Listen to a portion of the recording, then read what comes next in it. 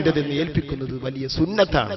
നമ്മൾ പോയിട്ടുണ്ട്, നമ്മൾ പോകാറുണ്ട്. ഇപ്പോഴും നമ്മുടെ മകൻ മദീനയിലുണ്ട്, അവനോട് നമ്മൾ ഫോണിലൂടെ സലാം പറഞ്ഞ് അറിയിക്കാറുണ്ട്. ഓക്കെ, പക്ഷെ അതൊക്കെ അവിടെ നിൽക്കട്ടെ. നമ്മൾ പോകുന്ന ഹജ്ജ്മാരോടൊക്കെ പറയുക, ആയിരങ്ങൾ കൊണ്ടുപോകട്ടെ നമ്മുടെ സലാം, അവരൊക്കെ പറയട്ടെ. അവിടെ നമ്മെ ആരെങ്കിലും ഏൽപ്പിച്ചാൽ നമ്മൾ ഏറ്റെടുക്കുമാണ്. ചില ആളുകൾ പറയും ഓർമ്മ ഉണ്ടെങ്കിൽ പറയാം, പറയരുത്, ഞാൻ പറയുമെന്ന് തന്നെ പറയും. എന്നിട്ട് അവിടെ ചെന്നിട്ട് ഓർമ്മയില്ലെങ്കിലോ, പേരോർമ്മയില്ലെങ്കിൽ പ്രശ്നമില്ല, ഓർമ്മയുള്ള പേരൊക്കെ അങ്ങനെ പറയാം. അല്ലാത്തൊക്കെ നബിയെ, കുറെ ആളുകൾ എന്റെ നാട്ടിൽ നിന്ന് ഹജ്ജിന് പോരുമ്പോൾ എന്നോട് തങ്ങൾക്ക് സലാം ഏൽപ്പിച്ചിട്ടുണ്ട്, അസ്സലാത്തു വസ്സലാമു അലൈക യാ റസൂലല്ലാഹ് എന്ന് ഏൽപ്പിച്ചിട്ടുണ്ട് എന്ന് പറഞ്ഞാൽ മതി, പ്രശ്നം തീർന്നു.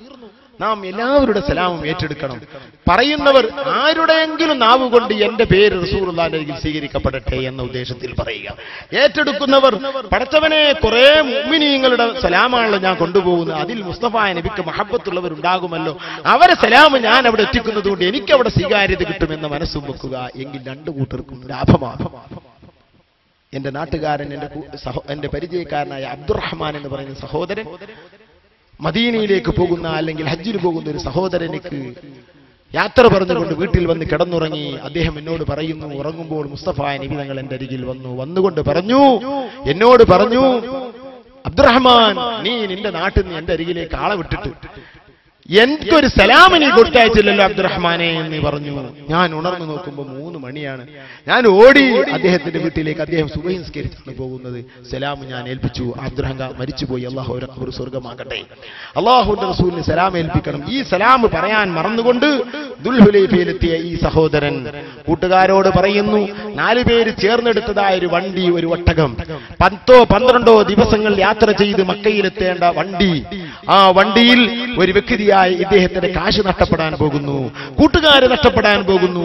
ഞാൻ മദീനയിലേക്ക് തിരിച്ചു പോവുകയാണ്, നിങ്ങൾക്ക് പോകാം, മഗ്രിബ് വരെ എന്നെ നിങ്ങൾ കാത്തിരിക്കണം, ഞാൻ കഴിയുന്നതും ഓടിയെത്താം. ഇതും പറഞ്ഞ് അദ്ദേഹം മദീനയിലേക്ക് പോവുകയാണ്.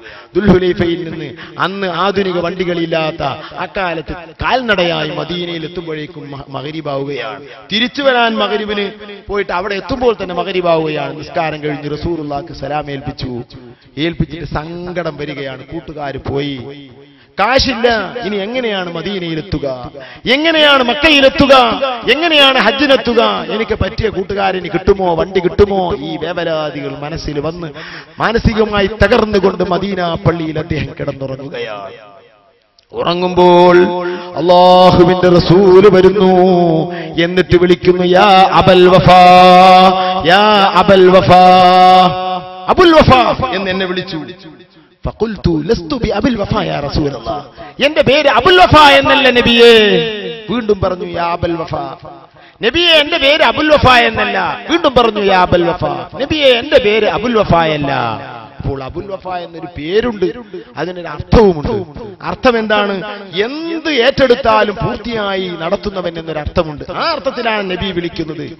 ഏറ്റെടുത്ത സലാം വീട്ടിയവനെ എന്നാണ് വിളിക്കുന്നത്. ഇദ്ദേഹം അങ്ങോട്ട് ചിന്തിച്ചില്ല. ഇദ്ദേഹം ഉറക്കത്തിൽ ഇത് എന്നെ പേര് വിളിക്കുന്നു എന്ന് മനസ്സിലാക്കി, ഞാൻ അബുൽ വഫയല്ല, ഞാൻ അബുൽ വഫയല്ല, ഞാൻ അബുൽ വഫയല്ല എന്ന് 3 പ്രാവശ്യം റസൂലുള്ളാഹിന്റെ വാക്കിന് മറുപടിയായി പറയും.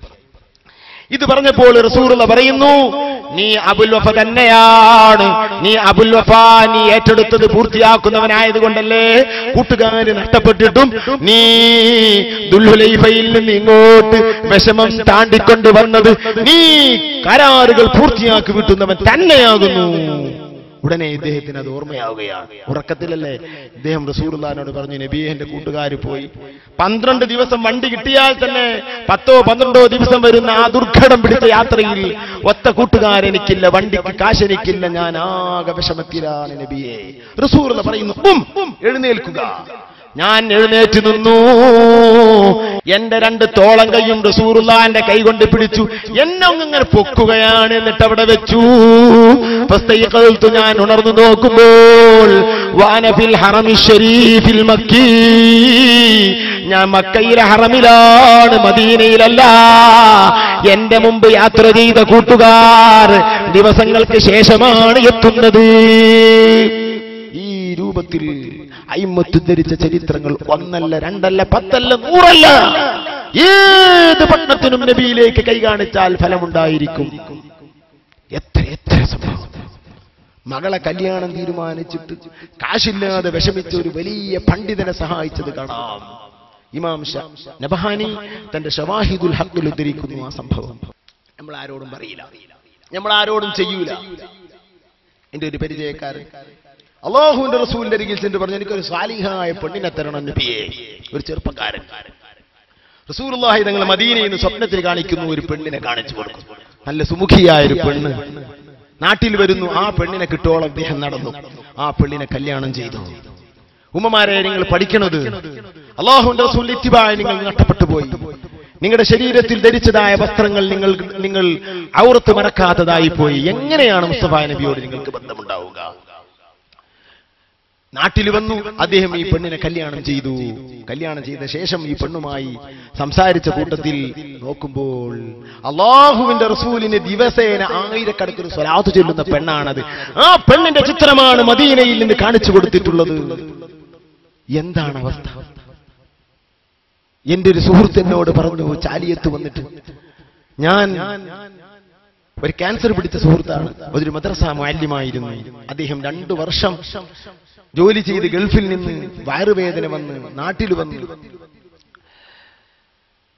കല്ലമ്പാറയിലെ ഷിഫ ഹോസ്പിറ്റൽ ഹനീഫ ഡോക്ടർ അരികിൽ ചെന്ന് പരിശോധന നടത്തിയപ്പോൾ ഡേഞ്ചറാണ് കാര്യം. മൈദത്തിന്, ഇരങ്കുടലിന്, ആമാശയത്തിന് ക്യാൻസർ പിടിച്ച് പഴുത്തുപോയിരിക്കുന്നു. അത് കട്ട് ചെയ്ത് ഒഴിവാക്കണം, അല്ലെങ്കിൽ കുടലിലാകെ ബാധിക്കും, പെട്ടെന്ന് ചെയ്യണം എന്ന് പറഞ്ഞ് ബേബിയിലേക്ക് എഴുത്തു കൊടുക്കുകയാണ്. ഹോസ്പിറ്റലിൽ ചെന്ന് ആ സെഷനിൽ ബന്ധപ്പെട്ടു. അദ്ദേഹത്തിന് ഓപ്പറേഷന് വേണ്ടി എല്ലാ സൗകര്യങ്ങളും ഉണ്ടാക്കുകയാണ്. അദ്ദേഹം എന്റെ റൂമിൽ നിന്ന് പറഞ്ഞതാ.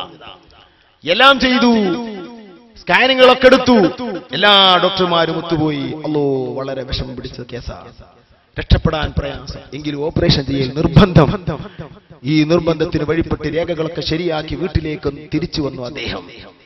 അഡ്മിറ്റിന് ഡേറ്റുകളൊക്കെ പറഞ്ഞ് അദ്ദേഹം വീട്ടിലേക്ക് തിരിച്ചു വന്ന് ബഹുമാനപ്പെട്ട AP ഉസ്താദിന്റെ അരികിൽ ചെന്ന് സങ്കടം പറഞ്ഞു.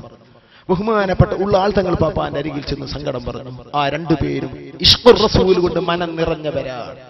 അല്ലാഹുവിന്റെ റസൂലിന്റെ ഇഷ്ഖ് കൊണ്ട് മനം നിറഞ്ഞൊരു 2 വലിയ ലോകമാണ് നിങ്ങളുടെ മുമ്പിൽ ഞാൻ പറഞ്ഞ 2 പേരുകൾ. നമ്മുടെ വായിൽ ഒതുങ്ങുന്നവരല്ല അവർ.